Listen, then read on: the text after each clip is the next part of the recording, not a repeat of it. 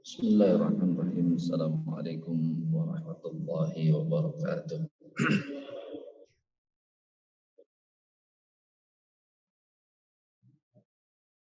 Innal hamdalillah nahmaduhu wa nasta'inuhu wa nastaghfiruh wa na'udzu billahi min shururi anfusina wa sayyiati a'malina.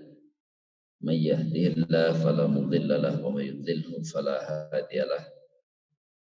Asyhadu an la ilaha illallah wahdahu la syarika lah wa asyhadu anna Muhammadan 'abduhu wa rasuluh alladzi la nabiyya wa la rasula ba'da. Allahumma fasalli wa sallim ala Muhammadin wa ala alihi wa sahbihi wa mawalah amma ba'd. Qala ta'ala ya ayyuhalladzina amanu taqullaha haqqa tuqatih wa la tamutunna illa wa antum muslimun. Ya mas sekalian rahimakumullah, tentu kita bersyukur kepada Allah, salah satunya dengan kita belajar agama ini. Salawat dan salam dan tercurah pada Rasulullah sallallahu alaihi wasallam. Jemaah sekalian, perjalanan ibadah kaum muslimin saat ini perlu ditambah pemahaman yang khusus sehingga tujuan terlaksananya ibadah itu akan tercapai. Kenapa? Karena salah satu dari hambatan ibadah yang tidak kelihatan itu adalah perbuatan syirik. Permasalahan yang pertama, banyak kaum muslimin merasa bahwa kalau sudah ibadah, tidak lupa sudah rutin sholat, sudah rutin baca Quran, sudah rutin zikir,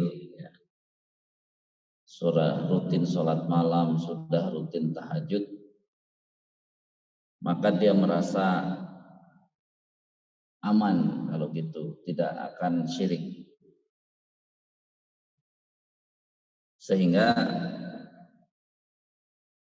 setelah dia bisa menjalankan ibadah-ibadah itu, dia tenang saja, tidak mau belajar agama ini terus-menerus, tidak mau mendalami ilmunya, tidak mau juga memahami seluas-luasnya. Begitupun pandangan saudaranya, tetangganya. Kalau melihat sudah semuanya dilakukan, insya Allah tidak syirik. Padahal kasusnya banyak juga kaum muslimin ini sudah haji, sudah biasa beribadah tadi, tapi begitu dia melakukan usaha, dia menjalani hidupnya, ada juga yang usahanya itu agar laris, ternyata mendatangi seseorang lalu dikasih sesuatu, ditaruh di lacinya. Ada juga datang ke seseorang, dikasih sesuatu yang ini ditaruh di pintu, ini ditaruh di jendela, dan ini terjadi. Kan akhirnya nggak sinkron, dia sudah melakukan ibadah tapi melakukan kesyirikan.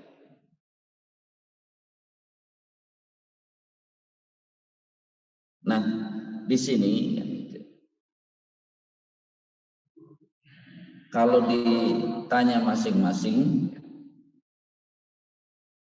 belum lagi yang menyatakan bahwa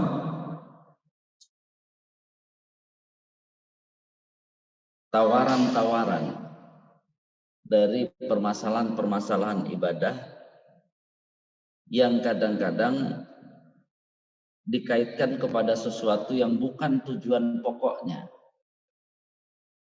Bisa jadi ibadah itu memberikan efek ke situ, tapi itu bukan tujuan pokoknya. Contoh, ya, dawamkan sholat duha biar rezekinya lancar. Kan bukan itu sebenarnya. Berarti kalau sudah rezekinya lancar, perlu sholat duha nggak? Gitu. Jadi akhirnya kan seperti itu nanti. Seolah-olah sahabat-sahabat Nabi yang uangnya tidak banyak itu berarti jarang sholat duha. Ini kan dengan sholawat ini anak saya biar lulusnya gampang. Ini kan terjadi ya, bias dari tujuan pokok ibadah tersebut. Atau ya sambil mengerjakan proyek ini, yang ini wiridnya ini, yang ini wiridnya itu. Biar apa? Biar proyeknya semua berjalan lancar. Kan bukan begitu memahaminya. Biar nanti tidak lupa, saya sebut contoh, harusnya kan kalau ya membaca sholawat tadi, berzikir, wirid, ya, anaknya sedang ujian, itu biar zikir, wirid, sholawat itu kan untuk mengingat Allah, mengingat Rasul. Biar kalau sudah ingat Allah, ingat Rasul itu dia tidak berani curang gitu ya. Proyeknya dia nggak berani berbohong. Dia tidak berani korupsi karena apa? Orang sambil proyek sambil mengingat Allah. Gitu ya. Jadi jangan dikaitkan dengan oh ini kayaknya orangnya tunduk karena saya bacain wirid. Ya udah salah tujuan.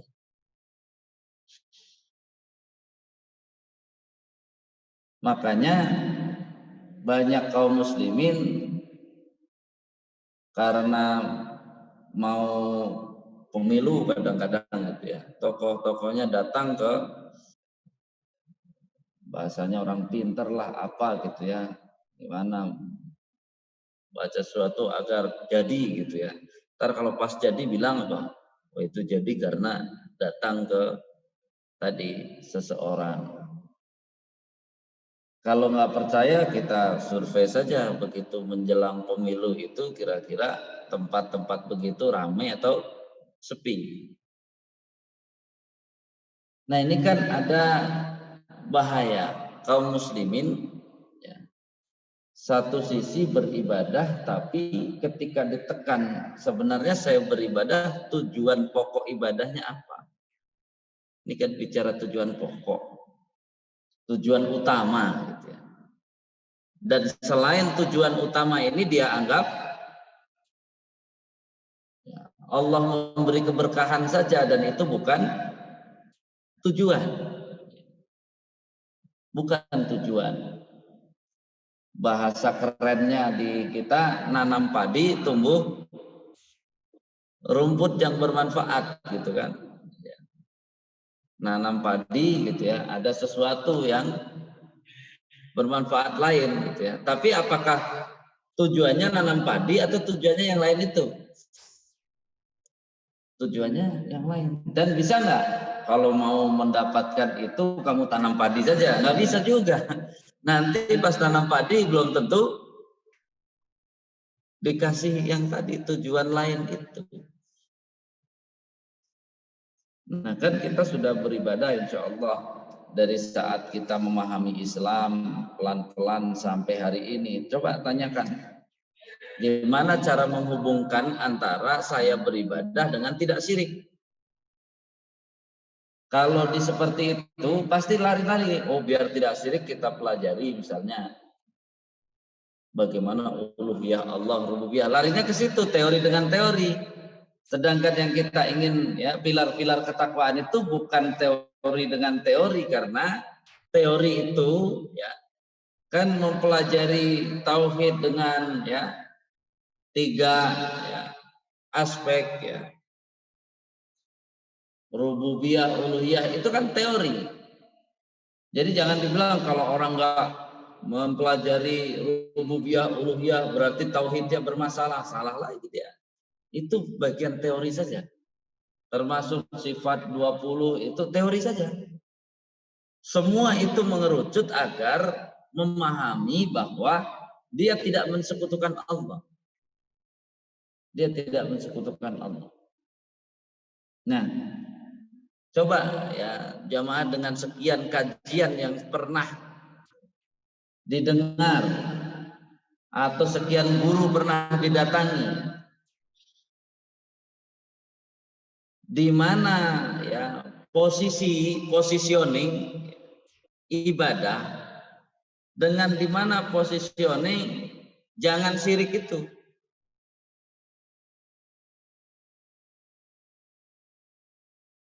Dia bersama-sama atau sebenarnya ada aspek khusus yang harus kita pahami sehingga kita mengerti ke sini arahnya saya beribadah. Di sini saya yang dimaksud jangan syirik itu. Ini kan menjadi apa? Titik awal dulu, karena kalau kita lihat ya satu kalimat yang sering kita dengar gitu ya, beribadahlah kepada Allah ya, ubudullah wa la tusyriku bihi syai'an. Satu sisi perintah beribadah kepada Allah, satu sisi jangan melaksanakan syirik.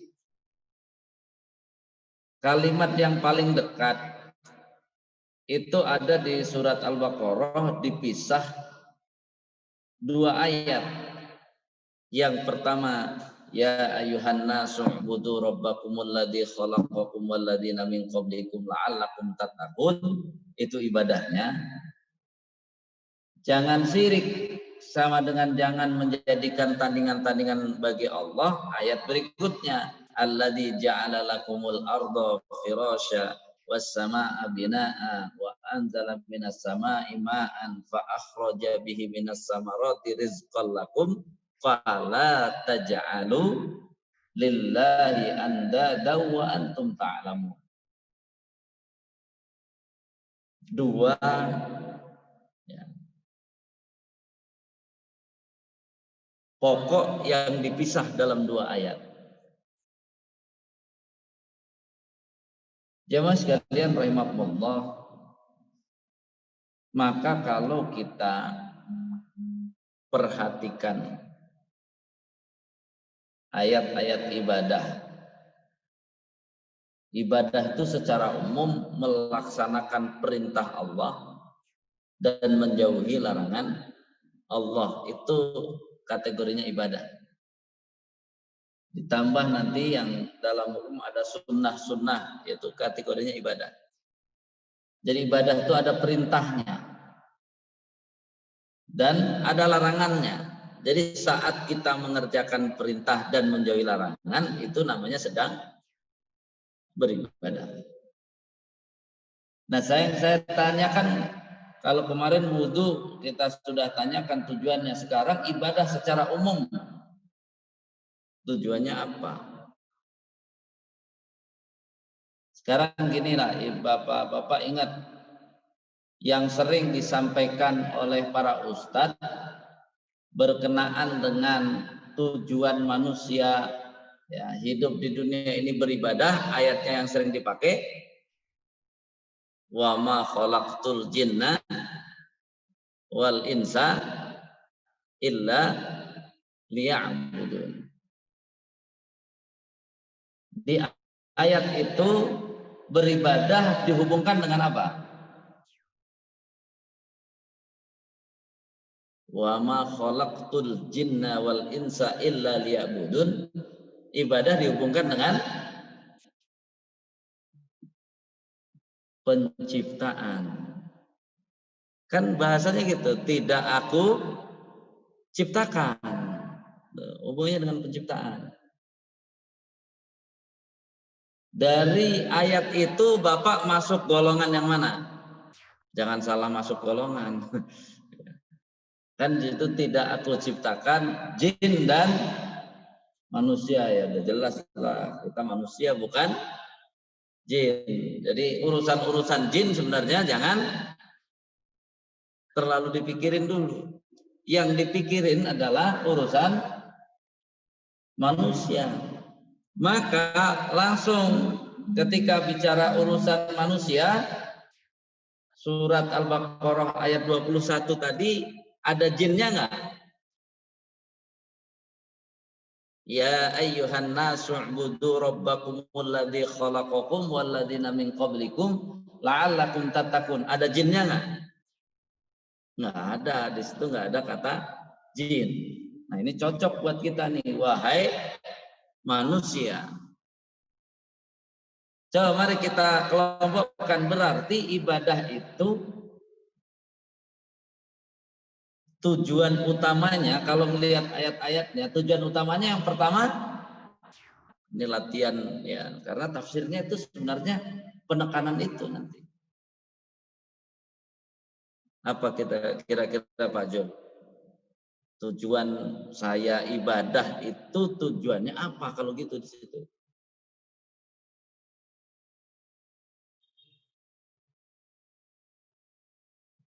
Tujuannya ya ayuhan nas itu saya ingin menegaskan diri di hadapan Allah bahwa benar saya ini manusia.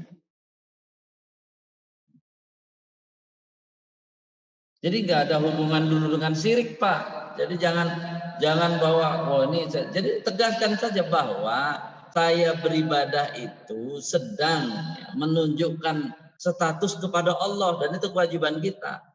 Jadi kalau kita semua ini ingin dianggap manusia oleh Allah, maka cara menunjukkannya beribadah, melaksanakan perintah Allah, menjauhi larangan Allah.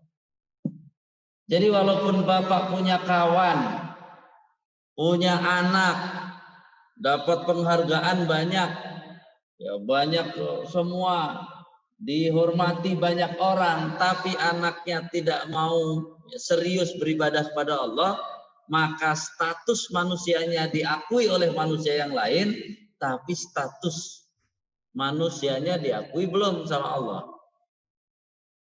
Kalau tidak mau ibadah, tidak akan diakui oleh Allah. Dari awal Allah sudah menegaskan, penegasan aku menciptakan jin atau manusia. Kalau dia jin atau manusia yang aku ciptakan, ciri khasnya apa? Beribadah. Kalau nggak mau beribadah, itu bukan manusia yang, bukan tujuan manusia yang saya ciptakan itu. Kalau membuat produknya tidak sesuai dengan fungsinya, itu produk berhasil atau produk gagal? Enggak berfungsi sesuai dengan awalnya. Produk berhasil atau gagal, Pak Halim? Gagal, produk gagal itu. Jadi ibadah itu untuk menunjukkan kita ini QC-nya, ya, quality control-nya bagus atau jelek. Makin bagus ibadahnya berarti QC kita makin bagus. Bisa dipahami ini. Jadi ibadah jangan dikaitkan dengan nasib hidup, salah. Nanti kalau nasibnya nggak bagus berarti, atau untuk memperbaiki nasib saya yang kurang bagus, ibadahnya harus keren nih. Tapi ntar kalau udah nasibnya bagus nggak usah ibadah gitu. Nggak ada. Mau miskin atau kaya semuanya wajib nggak ibadah? Wajib. Mau jelek atau ganteng wajib nggak ibadah? Wajib. Mau sakit atau sehat wajib. Nggak ada hubungan ibadah dengan nasib kan? Kalau ibadah dengan nasib kan berarti kan apa? Yang serius banget ibadah itulah yang udah jelek, miskin gitu ya, sakit-sakitan, hidupnya sengsara, itu harus serius tuh. Kalau yang udah ganteng gitu ya, kemudian kaya, sehat, berarti nggak perlu ibadah dong. Jadi itu yang pertama, pahami. Ternyata saya ibadah ini. Kenapa kamu ibadah? Iyalah saya ibadah. Biar saya diaku sebagai manusia di hadapan Allah. Karena kalau saya nggak mau ibadah, di hadapan Allah loh Pak, belum diaku sebagai manusia. Kalau Bapak tidak diaku sebagai manusia oleh Allah, bisa masuk surga nggak? Nggak bisa. Begitu screening masuk surga kan ada ya, ada screeningnya Pak kalau masuk surga. Kalau ada orang saya mau di akhirat tapi nggak perlu screening, bisa nggak Pak? Bisa masuk neraka. Kalau masuk neraka nggak perlu banyak screening ya, masuk aja lah neraka. Silakan gitu ya. Semua itu kan nanti berjuang di akhirat, satu biar masuk surga, yang kedua kalau bisa tercegah untuk masuk neraka. Jadi kalau memang dari dunia sudah nggak mau ibadah, ya memang nanti ya, bahasa hisab itu kan bahasa apa Pak? Hisab itu seleksi kan? Dihisab itu diseleksi untuk siapa yang layak masuk surga. Kalau yang seleksinya gagal, ya kan yang gagal-gagal itu masuk neraka. Itu satu. Udah dapat ya, tulis tuh sampaikan. Jadi kamu ibadah itu jangan macam-macam. Kamu manusia bukan. Kalau kamu manusia ya ibadah. Kalau nggak ibadah jangan harap akan diaku manusia oleh Allah. Makanya kan ayat di dalam ya beberapa ayat manusia itu ada yang akan dijadikan bahan bakar neraka. Untuk memahaminya agak gampang Pak. Bahan bakar itu dulu arti bahan bakar saat ayat ini turun apa kira-kira bahan bakar saat ayat ini turun? Apakah bensin? Pas ayat ini turun sudah ada bensin belum Pak Jo? Belum. Belum ada bensin kan? Belum semuanya belum. Maksudnya belum digunakan gitu. Berarti waktu itu untuk memahami bahan bakar cocoknya apa? Kayu bakar. Saat kecil dulu suruh nyari kayu bakar tuh kayu yang dipakai atau yang tidak dipakai. Bahasanya gini, kayu basah atau kayu yang sudah mati. Ya kayu mati. Apa hubungannya manusia dengan kayu mati dengan kayu hidup? Keimanan itu salah satunya dalam surat Ibrahim diibaratkan seperti alam taro kaifa daraballahu masalan kalimatan thayyibatan kasajaratin thayyibatin. Namanya iman yang bagus itu masuk ke dalam manusia seperti pohon yang bagus. Kalau pohon yang bagus layak nggak dijadikan kayu bakar?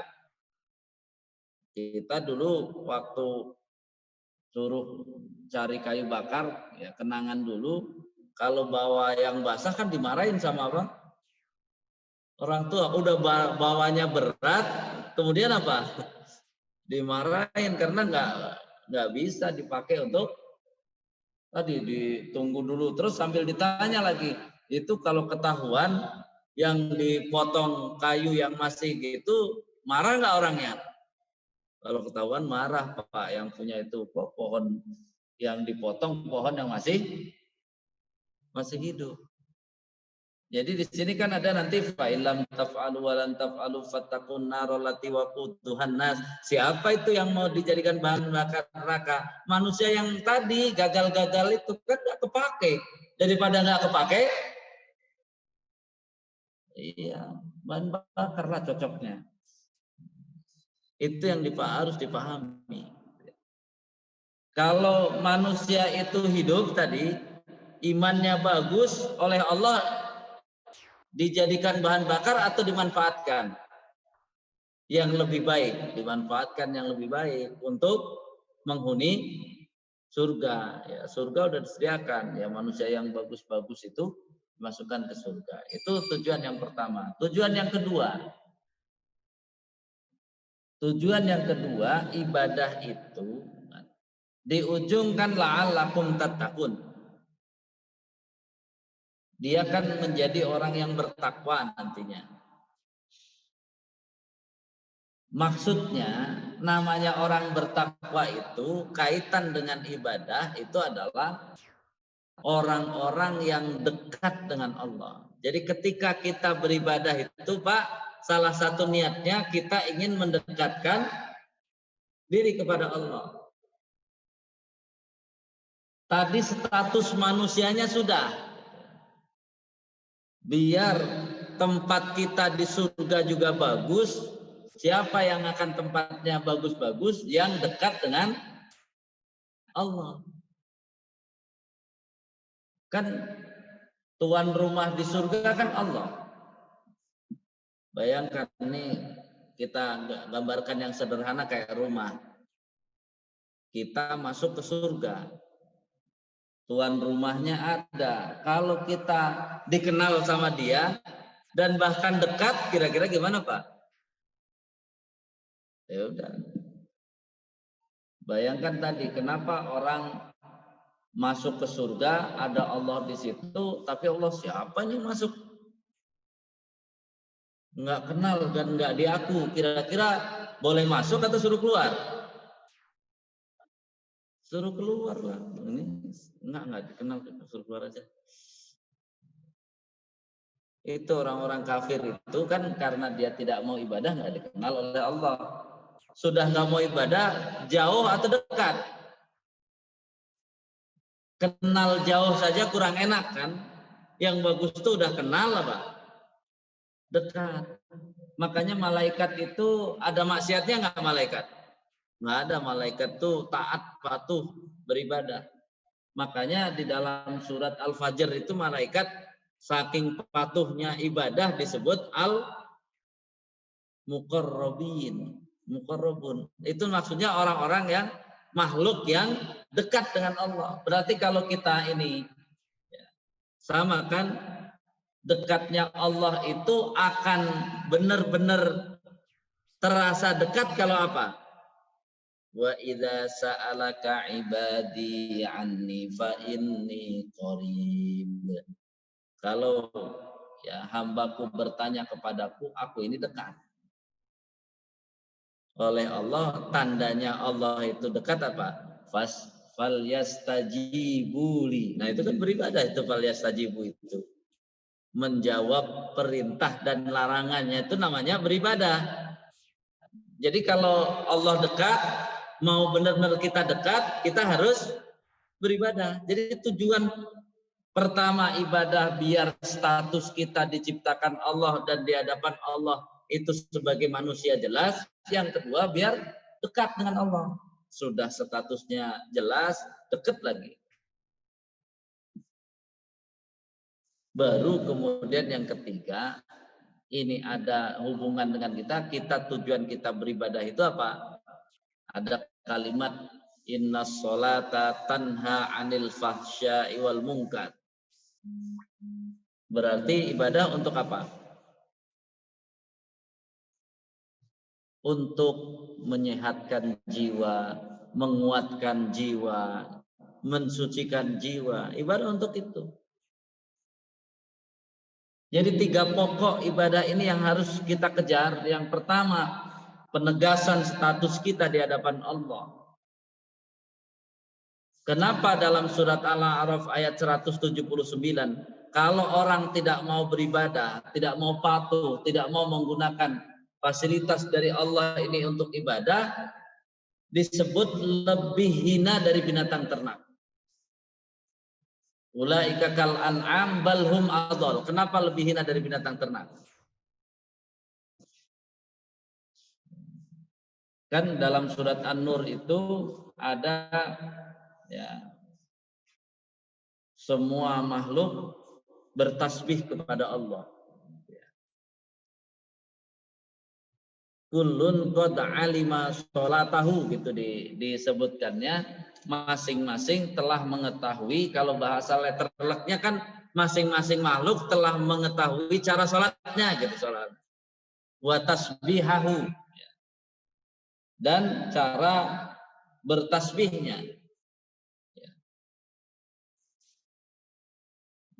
Berarti secara tidak langsung dari ya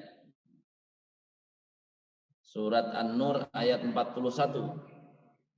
Alam taro annallaha yusabbihu lahu man fis samawati wal ardi wat tayru saffatin kullun qad alima salatahu wa tasbihahu wallahu alimun bima yaf'alun. Anggaplah dari ayat ini kan masing-masing makhluk sudah mengetahui cara sholatnya gitu ya. Ya binatang ternak kan ya baik-baiklah binatang ternak mah ya.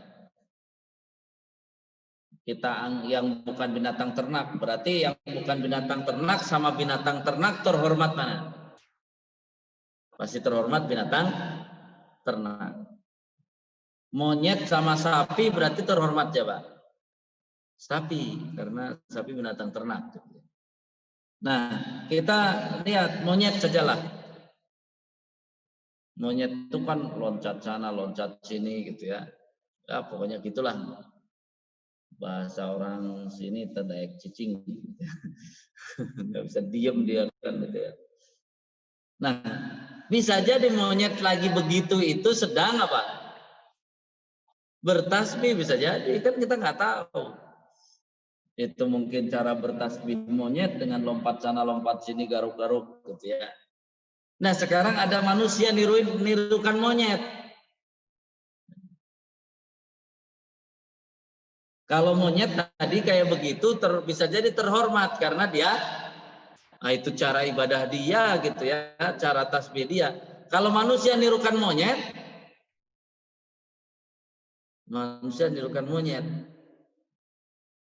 sudah nggak mau ibadah malah nirukan monyet gitu ya. Ya lebih hina dari monyet. Monyet begitu dianggap ibadah, kalau dia dianggap ibadah nggak? Kan dia bukan monyet, dia kan manusia. Jadi itu tadi, jadi ketika kenapa orang yang tidak mau ibadah itu lebih rendah dari binatang-binatang itu disebut lebih rendah karena apa? Ya kan binatang-binatang itu gitu-gitu mungkin sedang beribadah. Nah dia manusia tidak beribadah, ya statusnya di bawah binatang. Di bawah binatang. Jadi jangan iri sama monyet, ya. Monyet aja nggak disuruh sholat, saya disuruh sholat ya. Padahal ya dia nggak belajar Al-Quran. Kata Al-Quran masing-masing sudah tahu cara sholatnya. Salahnya dia ya pengen ibadah nirukan monyet ya nggak. Padahal dia kan bukan monyet. Itu kayaknya salah satu tujuan kenapa manusia disebut ya berasal dari monyet, biar kalau nggak ibadah nggak apa-apa kayaknya. Ya kan monyet ini. Ya, jadi ini kan PR besar bagi kita ya. Maka mulai sekarang sampaikan kepada anak-anak kita, kalau kamu nggak mau ibadah, ya pasti Allah tidak menganggap kamu manusia. Padahal kamu manusia, itu kan yang celaka. Dia manusia tidak dianggap oleh Allah sebagai manusia, ya celaka. Celaka. Jadi 3 tujuan itu. Kalau dicari nggak ada yang lain. Jadi tetapi lihat, ibadah itu termasuk sholat. Hubungannya dengan mencegah perbuatan keji dan mungkar berarti gimana hubungannya? Dengan sholat, jiwa kita menjadi kuat. Ada orang ya diri kita mau melakukan perbuatan keji, kita sanggup melawannya. kita mau melakukan perbuatan mungkar, kita sanggup melawannya. Kenapa sanggup melawannya? Karena jiwanya sehat, jiwanya kuat, jiwanya bersih. Jangan sampai memahami nilai terlep, kan di sini disebut sholat bisa mencegah perbuatan keji dan mungkar, gitu ya. Lagi ada orang bermaksiat, kita sholat aja nanti biar maksiatnya berhenti. Ya, nggak begitu. Biar maksiatnya berhenti, kasih tahu. Jangan bermaksiat di sini. Karena jiwanya rajin beribadah ini takut orangnya, gitu ya. Kan Allah memberi kekuatan lain, Wah. Ini jiwanya biasa ibadah nih, jiwanya bersih, jiwanya kuat, ngomong takut. Jadi di situ yang dimaksud. Jadi saat menghentikan perbuatan keji dan mungkar tidak otomatis harus ada usaha, tapi nanti Allah berikan kekuatan. Allah yang berikan kekuatan. Jadi bukan biar di sini tidak maksiat kita sholatin saja ya, nggak bisa juga. Disolatin nggak berhenti maksiatnya. Itu kan sama dengan biar usahanya lancar, wirid aja nggak usah dilakukan, ya nggak bisa.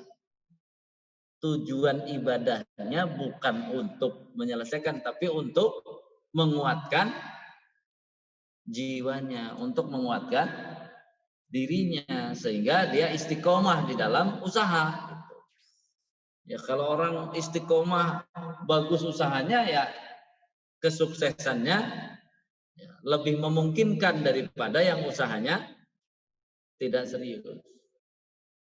Nah, sudah mulai paham ya. Jadi nggak ada urusan dengan nasib saya, saya lagi sedih perbanyak ibadah. Saudara nggak nyambung. Ya agak nyambungnya begini, sedih itu kita anggap jiwa kita sedang turun, dengan ibadah biar lebih kuat. Nah baru nyambung di situ. Tapi bukan gara-gara sholatnya jadi apa? Hilang masalahnya, enggak. Bukan hilang masalahnya Pak. Jadi sanggup menyelesaikan masalah karena jiwanya kuat, jiwanya sehat. Jadi ibadah, tempatkan ibadah di situ. Sekarang kita masuk bahasan yang keduanya. Jangan sirik. Saya tidak masuk teori, memasuki teori keimanannya. Ini kedudukannya saja dulu. Kan kedudukan ibadah sudah tahu sekarang. Dari cara ibadah tadi ada nggak hubungan langsung kepada sirik? Nggak ada. Jadi hubungan ibadah itu belum langsung teknis kepada sirik, tapi hubungan ibadah itu langsung pada ya, penegasan saya ini manusia. Kalau saya nggak mau ibadah, ntar saya bukan manusia nih di hadapan Allah. Jadi semangat ibadah itu internalisasi sebenarnya. Karena kalau ibadah dari luar saja kan capek yang ngingetin juga. Dia internalisasi sebenarnya, harus dipahami. Kalau wa ma khalaqtul jinna, yang di sini dibalik. Kalau tadi kan tidak aku ciptakan. Kalau di sini dibalik, wahai manusia, beribadahlah kepada Allah yang telah menciptakan kalian. Tuh. Jadi statusnya dibalik. Seolah-olah Allah menggugah, kamu manusia bukan. Kalau ada manusia tidak beribadah, satu mungkin dia setengah manusia, ya wajar nggak mau ibadah, orang setengah manusia, setengahnya lagi binatang, repot kita. Yang kedua, mungkin dia ya manusia setengah-setengah. Berarti manusia setengah-setengah apa? Itu kalau dibilang miring itu kan setengah. Mungkin dia itu kali pantesan nggak mau ibadah. Kan orang gila ya. Kan repot kalau orang gila. Ya, nyuruh orang gila repot. Atau dia ini kali suka nonton film zombie kan ya. Zombie kayaknya dia zombie. Kan zombie udah mati jadi mayat. Jadi nggak perlu ibadah. Tapi kalau dia sadar dia masih hidup, kemudian normal, ya harus ibadah. Jadi ibadah itu semangatnya ke situ. Jangan Insya Allah dengan ibadah usaha jajan jadi lancar. Nggak nyambung nanti itu bahaya beloknya. Jadi intinya ibadah itu untuk membuktikan status kita. Tercatat sana di karyawan Allah itu tercatat. Jadi gajinya nanti di surga ada.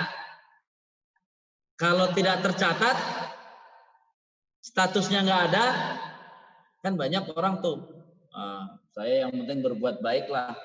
Nggak usah beribadah, nggak apa-apa. Kacau dia.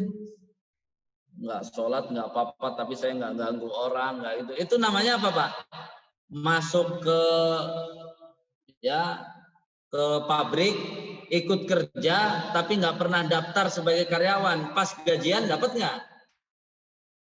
Orang namanya juga nggak ada, mau digaji gimana? Sama, pas mau meninggal dunia, kan mau dapat pahala, padahal yang dapat pahala syaratnya ibadah nggak? Nah, pencatatannya absennya pakai itu. Dianggap karyawan Allah atau bukan di situ. Ini kata Allah, apanya orang tidak tercatat sebagai karyawan masa minta gaji. Makanya itu pemahaman kenapa orang-orang kafir sebaik apapun perbuatannya, nolong orang dan sebagainya. Kenapa? Ya, kasarobin, amaluhum kasarobin, amalan mereka seperti fata morgana, ya gimana mau digaji tercatat aja enggak. Kemudian apa? Amalannya seperti debu berterbangan, ya di situ. Kan nggak mungkin Bapak mau punya perusahaan mau gaji ya yang nggak ada tercatat sebagai karyawan, masa mau digaji?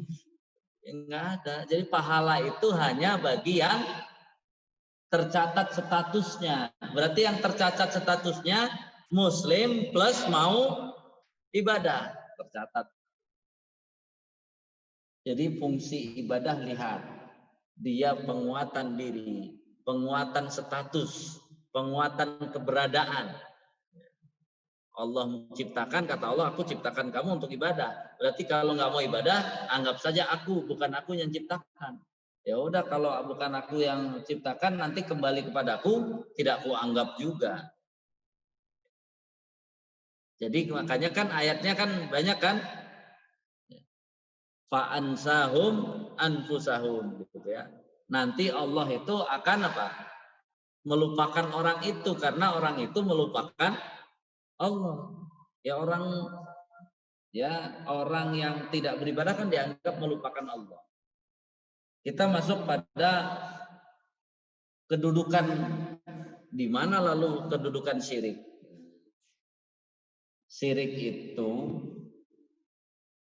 sudah selesai tugas ibadah kita, sekarang kita tidak bisa berdiri sendiri Pak ibadah ini. Walaupun kita sudah maksimal ibadah, kalau kita melakukan perbuatan syirik, dihapus Pak seluruh, dibatalkan. Kayak penerbangan kemarin, dibatalkan. Kalau udah dibatalkan bisa nggak? Nggak bisa. Jadi nanti karena melakukan syirik, hajinya dibatalkan. Sholatnya dibatalkan. Puasanya dibatalkan. Nah, di mana letak kesyirikan itu? Lihat surat Al-Baqarah ayat 22-nya. Diawali dari fasilitas hidup di dunia, dari ditundukkannya Allah bumi ini, langit, segan segala isinya. Nanti di ayat 29 itu dikatakan huwallazi khalaqalakum ma fil ardi jami'an. Allah telah ciptakan segala yang ada di muka bumi itu semuanya untuk kalian. Jadi fasilitas sudah dikasih, Pak. Nah, kalau syirik ada hubungan dengan nasib, Pak. Jadi kalau ibadah jangan dihubungkan dengan nasib. Kalau syirik memang sikap kita terhadap nasib itu syirik itu. Ya. Makanya di sini syirik hubungannya dengan memahami hidup kita, cara hidup kita. Kalau ada masalah berarti solusi hidup kita menggunakan jalan Allah atau menggunakan jalan selain Allah. Di sini sebenarnya. Jadi kalau orang hanya paham ibadah, bisa nggak melawan syirik? Nggak bisa. Karena ibadah tidak digunakan langsung untuk melawan syirik. Ibadah itu nanti digunakan untuk menguatkan. Biar istiqomah di jalan Allah. Tapi jalan Allahnya harus dipelajari atau sudah otomatis paham? Nah, dipahami atau otomatis paham? Harus belajar lagi, tidak bisa mengandalkan hanya ibadah, tidak belajar agama langsung tidak syirik, nggak bisa. Harus belajar agamanya. Inilah kita gunakan metode ayat 23 surat Al-Baqarah ini. Kalau kaum muslimin ditanya, jamaah Al-Ghazi dikasih ya lembaran, ditanya apakah bapak ibu jamaah Al-Ghazi ragu terhadap Al-Quran? Kira-kira ada yang jawab ragu nggak Pak? Pak, kalau ditanya nih ditulis apakah bapak atau ibu ragu terhadap Al-Quran atau yakin? Jawabannya kira-kira apa? Ada nggak yang jawab ragu? Nggak ada.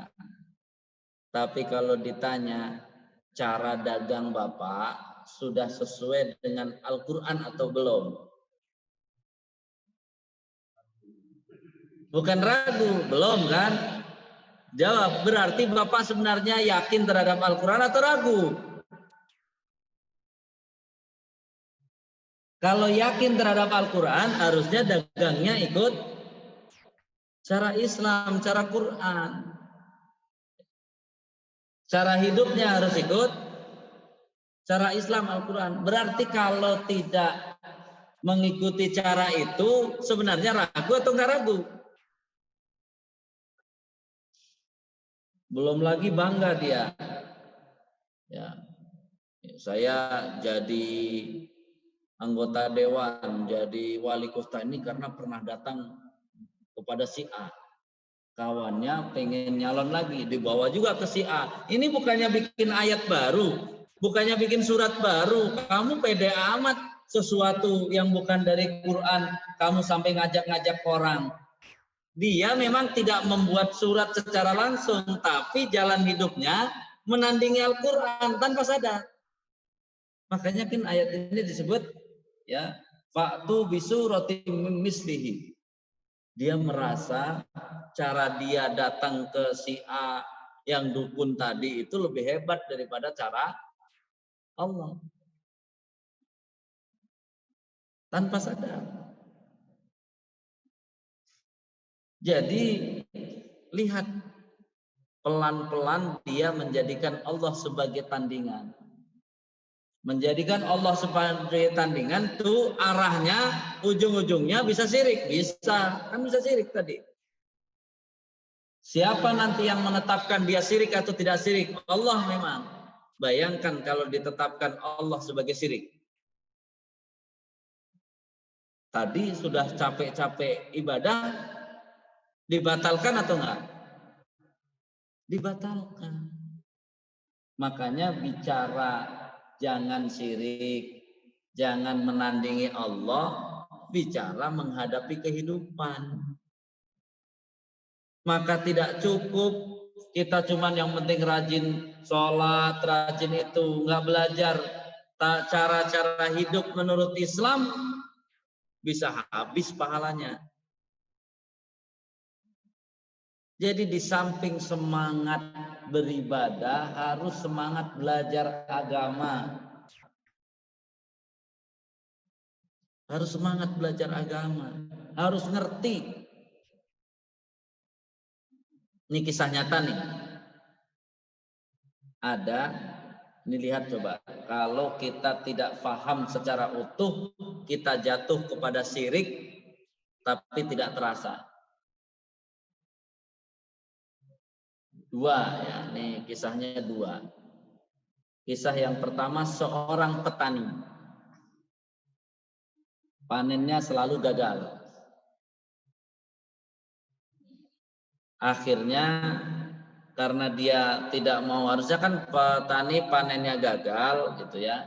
Diskusi dong dengan bagaimana cara bertani yang baik. Kemudian menurut Islam gimana, biar berkah gimana, biar itu ya terus pelajari. Nah dia pengen ya inilah gara-gara jurus mie instan. Mie instan itu kan kalau dipakai solusi bahaya. Karena kemarin saya ketemu jamaah punya punya mahasiswa meninggal gara-gara pagi Indomie, malam Indomie, pagi Indomie, malam Indomie, sampai ininya sakit perut. Pas diperiksa ternyata ususnya ususnya pecah katanya. Isinya mie terus, kan mie kan bahasa regulernya kan 3 hari belum dicerna. Kalau ditumpuk terus walaupun matinya ajal, tapi sebabnya itu kan kalau yang instan tuh gitu. Ada konsekuensi yang harus ditanggung. Nah, dia ini pakai jurus mie instan. Akhirnya ini bukan salah ziarahnya ya, tapi kan ziarah dengan tujuan kan tadi, ziarah itu kan harusnya mau dimasukkan kemana, bagian ibadah. Ya kalau bagian ibadah, ziarah itu cuman tadi mendoakan sama itu, hanya itu ibadahnya. Nah dia tujuannya tadi gimana caranya ziarah agar panennya aman. Ya kan tujuannya itu sudah kacau dah. Ziarah pertama nggak dapat, ziarah kedua nggak dapat, ziarah ketiga nggak dapat, sampai ziarah ketujuh Pak. Ziarah ketujuh baru dapat. Pas ziarah ketujuh ditemui syekh. Ya, ada syekh berbaju syekh gitu ya, berarti disuruh mengamalkan ayat Quran. Caranya nanti ayat Quran itu dibaca sambil dikelilingi itu apa? Tawaf di sawah. Kan itu kan udah diikuti. Dan apa? Hasilnya hebat. Nah, coba. Bertahan 6 tahun. Ini enggak coba bertahan 6 tahun. Ini qadarullah, Allah sayang sama dia sehingga dia bertobat kan. Coba bayangkan kalau baru 3 tahun terus dia meninggal. Dia juga nggak paham dia melakukan syirik atau tidak. Gimana dia syirik? Orang niatnya tadi ziarah, kemudian juga yang menemui tampangnya seperti syekh yang dikasih amalan ayat Quran. Kan kalau cuma pakai logika biasa, tidak pakai ilmu yang mendalam, akan bilang apa? Bukan syirik itu. Kenapa setelah 6 tahun begitu mendengar bacaan Quran kok jadi apa? Hatinya nggak enak, hatinya panas, bukan? Jadi itu udah 6 tahun Pak. Setelah 6 tahun itu kayaknya perlu perpanjangan, itu sudah expired. Tapi dia konsultasinya dengan ustadz yang benar, akhirnya apa? Diruqyah.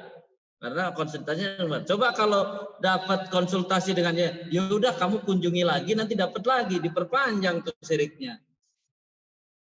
Diperpanjang siriknya. Akhirnya apa? Ya tadi, untung dia masih punya basic. Dia nggak terima. Masa saya jadi kalau dengar Quran jadi apa? Marah, pengen itu. Nah itu tadi.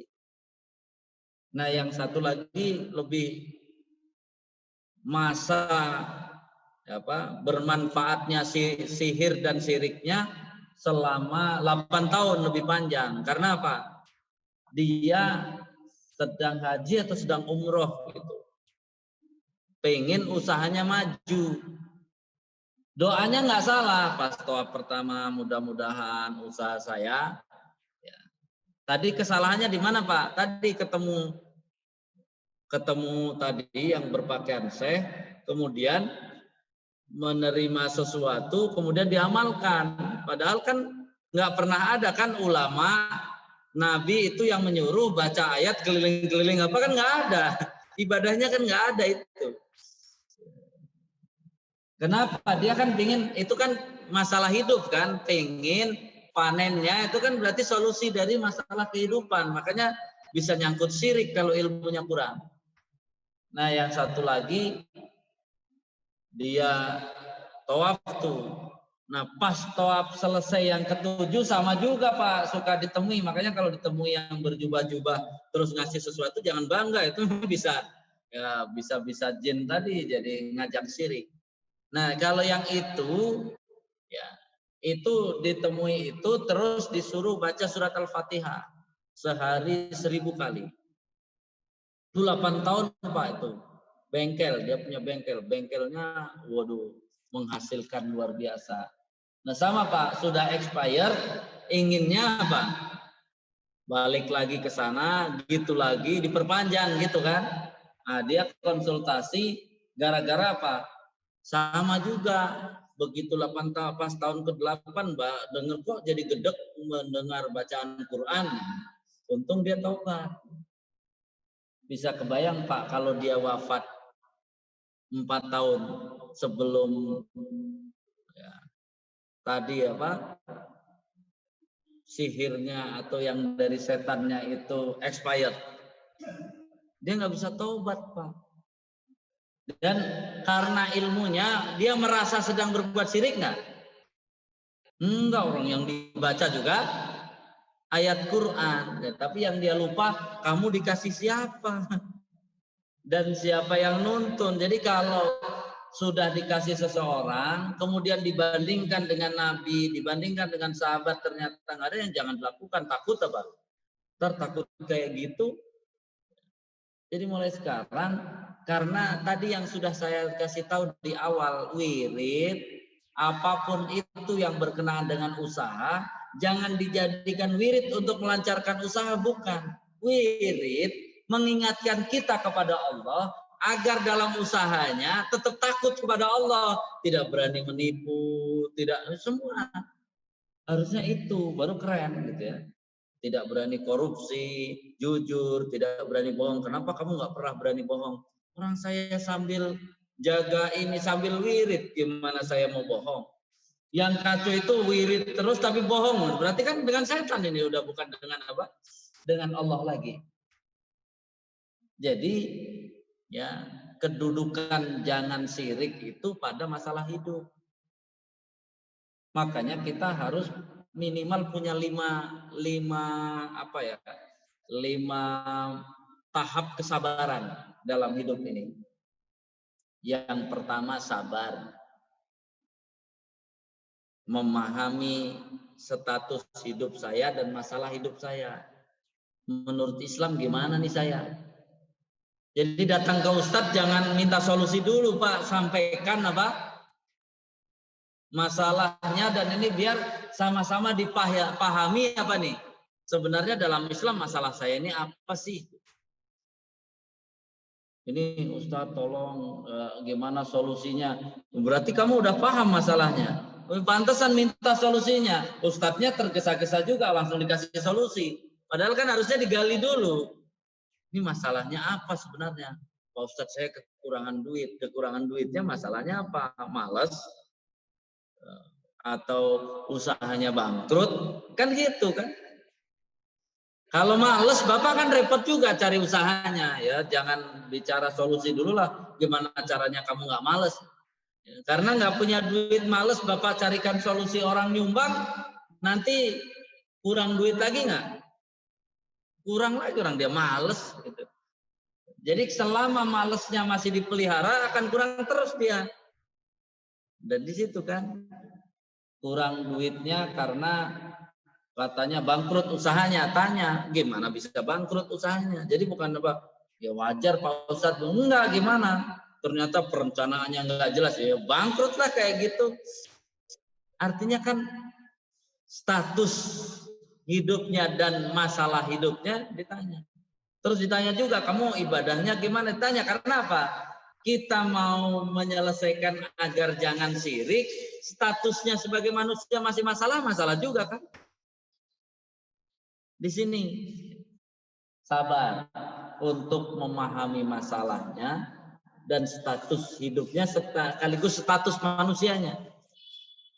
Ternyata kamu sholat aja nggak mau, malas lah gitu. Jadi semuanya dikorek, biarin aja. Karena apa? Ini kesabaran. Kesabaran yang kedua berarti apa? Kesabaran mencari solusinya menurut ajaran Islam, jangan sembarangan. Karena apa? Tadi kalau main sembarangan jatuh ke syirik, habislah semuanya. Yang ketiga, sabar menjalani solusinya. Harus sabar, tahapnya apa, ini dikontrol nih kurang, sabar. Yang keempat, sabar. Ternyata hasilnya kurang bagus, ya sabar. Ini anak sudah dididik ini, sudah digini, ternyata hasilnya belum ada, sabar. Jadi ini syirik ini menghadapi ini Pak, menghadapi ujian status hidup kita, terus menghadapi ujian masalah hidup kita, menjalani ujian solusi yang diambil dalam hidup kita sesuai Islam. Nah inilah bicara syirik itu di sini. Kalau kita nggak mau pakai Allah, gampang banget setan, tahu-tahu belok syirik aja udah. Hasilnya nggak bagus, ngambek sama Allah, belok syirik. Gitu aja, setan itu kan nunggu di tikungan, dia nggak berani balapan langsung. Nunggu di tikungan, kita aja tikung, telikung gitu. Dia tukang telikung sama setan itu. Jadi tegas kita, sabar, dia apa? Hasilnya nggak bagus Pak Ustadz, udah dinasihatin anaknya, udah di ini, ya sabarlah. Ini kan ujian. Di sini kan Allah menguji, kamu tetap bersama Allah atau kamu pundung sama Allah sehingga cari yang lain. Terus yang kelima itu tawakal, sabar yang kaitannya dengan tawakal, hasilnya apapun sebenarnya itu terbaik. Contohlah Rasulullah. Memang Rasulullah kurang ibadahnya, kurang doanya, kurang usahanya saat mengajak pamannya untuk mendapat hidayah. Tapi hasilnya untuk ukuran di dunia gagal atau berhasil? Gagal. Pamannya tidak beriman. Tapi semua yang dilakukan Rasulullah di akhirat gagal atau sukses? Sukses di akhirat. Jadi mengikuti Allah dari awal sampai akhir bisa jadi di dunia tidak dikasih. Jangan putus asa. Itu sabar level 5-nya di situ. Mungkin dari usaha saya nanti akan ditunjukkan di akhirat. Ini kan misalnya mendidik anak sampai hampir meninggal, anaknya belum kelihatan solihnya, ya kita nggak usah putus asa, tetap tawakal. Mungkin nanti kesolihannya akan saya lihat setelah di akhirat. Ya, setelah dia meninggal mungkin anaknya langsung apa? 180 derajat. Jangan 360 derajat, berarti balik lagi. Ini yang harus dipahami, bahwa kedudukan syirik adalah ujian menghadapi nasib hidup itu. Sedangkan ibadah nggak ada hubungan langsung, ibadah itu statusnya. Makanya orang ibadah syirik dibatalkan semuanya. Orang yang tidak syirik, tidak mau ibadah, nggak ada statusnya. Ya, nggak bisa, berarti harus dua-duanya kan. Ubudullah wala tusriku bihi syai'an. Beribadahlah kepada Allah, jangan syirik. Jadi ibadah tetap semangat. Jadi ibadah nggak ada. Saya sudah ibadah terus, kenapa hidupnya miskin? Nggak ada hubungan miskin dengan ibadah. Hubungannya apa? Kalau ibadah kamu benar, jiwa kamu kuat, kamu miskin, tapi insya Allah tidak akan syirik. Gitu ya. Hubungan ibadah dengan kaya, kamu ibadah, jiwa kamu kuat, dengan kekayaan kamu tidak akan syirik kepada Allah. Itu hubungannya saling menguatkannya. Ini ya mudah-mudahan mulai paham. Jadi jangan biar tidak syirik, dia harus paham dulu teori rububiyah, sampai pusing tetap aja dia syirik. Padahal syirik itu Biar dia ya mau rububiyah, uluhiyah, sama wajibat kan pengamalannya apa? Saat kamu hidup, punya masalah hidup, solusinya pilih yang dari Islam atau pilih yang dari setan. Karena Allah mengatakan dalam surat Al-Baqarah 208, ya ayyuhalladzina amanu dkhulu fi silmi kafah, kamu masuk menggunakan cara Islam, wala tattabi'u khutuwati syaiton. Sebenarnya kalau bukan cara setan, itu cara siapa kalau di ayat ini? Cara setan. Ya, berarti kalau cara setan bisa syirik, bisa sesat, bisa semuanya. Jadi tapi jangan langsung berarti Pak Ustadz kalau saya mengadakan acara 4 bulanan syirik, ya bukan syirik, tapi itu bukan sunnah. Tapi apa? Kalau meyakini ini anak saya hebat begini gara-gara saya mengadakan acara 4 bulanan, kena dia. Kenapa sesuatu yang tidak diperintahkan menjadi hebat? Nggak bisa. Nggak bisa. Jangan disandarkan pada sesuatu yang tidak kokoh, roboh. Nah, roboh itulah bisa ditipu setan. Dari awalnya cuman sesat bisa sampai kepada syirik. Nah, jadi setan tuh giringnya pelan-pelan. Awalnya ngelayat dulu, ngelawan ini, terus apa sesat dulu sampai nggak puas dia setelah sesat syirik. Kalau udah syirik dia udah selesai soalnya. Wallahu a'lam bishawab. Mudah-mudahan sudah semakin paham kedudukan kenapa perintah Allah beribadah dan jangan syirik, karena ada dua ya segmen yang harus diselesaikan oleh kita. Segmen diri kita harus diselesaikan dengan ibadah tadi. Ibadah nggak boleh berhenti walaupun sakit, sengsara, semua akumulasi kehidupan yang nggak enak tetap aja harus ibadah. Karena apa? Biar jiwa kita kuat agar mencari solusinya walaupun sesusah apapun tetap dari Allah, seperti Nabi Ayub gitu kan. Kalau setan pasti menggoda terus Pak, ke belok aja belok. Nah, tunggu saja dari Allah, tunggu saja dari Allah. Tinggal mulai sekarang ya berarti udah mulai paham. Jadi biasa saja kan, kenapa Pak Haji ini pakai penglaris? Berarti masalahnya di mana? Pak Haji ini nggak belajar cara hidup yang sesuai dengan Islam, cara usaha yang sesuai dengan Islam. Walaupun dia rajin ke masjid, setiap adzan ke masjid, tapi apa? Dia berlaku syirik pakai penglaris. Akhirnya apa? Hajinya ya akan gagal, semuanya akan gagal gara-gara syirik. Jadi ini mudah-mudahan kita kalau saudara kita ada yang seperti itu, solusinya gimana? Bapak nggak boleh langsung ngomong solusinya, kamu belajar agama coba. Jadi jangan langsung ini kan syirik, jangan, karena nggak nyambung, orang dia belum belajar, harus belajar dulu, disuruh ngaji, belajar dulu. Jadi Bapak jangan ribut di masalah dia berlaku syirik, tapi apa? Coba kamu jangan cuma ibadah, kamu belajar dong agama ini, cara dagang yang benar gimana, cara ini gimana, ya itu sehingga apa? Ya solusinya bisa. Tapi kalau Bapak langsung ini syirik, kata siapa orang saya ini dapatnya dari ustadz, nah kan repot lagi gitu. Saya juga disuruh dan ini isinya wirid, udah. Kan repot karena belum nyambung. Kalau dia belajar ngaji kan nanti nyambung. Ternyata syirik saya di sini nih kena syiriknya.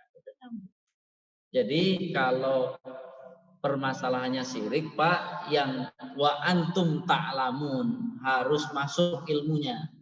Nggak bisa syirik hanya diomongin saja. Dia harus paham secara menyeluruh. Jadi makanya kalau punya keluarga-keluarga masih berlaku syirik, ya bikin pengajian di rumah. Bukan apa? Dinasehatin nggak bisa. Ilmunya nyambung, baru dia akan berhenti sendiri. Baru akan bertobat sendiri. Dan Allah wa iyyakum ajmain, kurang lebihnya mohon maaf. Assalamualaikum warahmatullahi wabarakatuh. Subhanaka.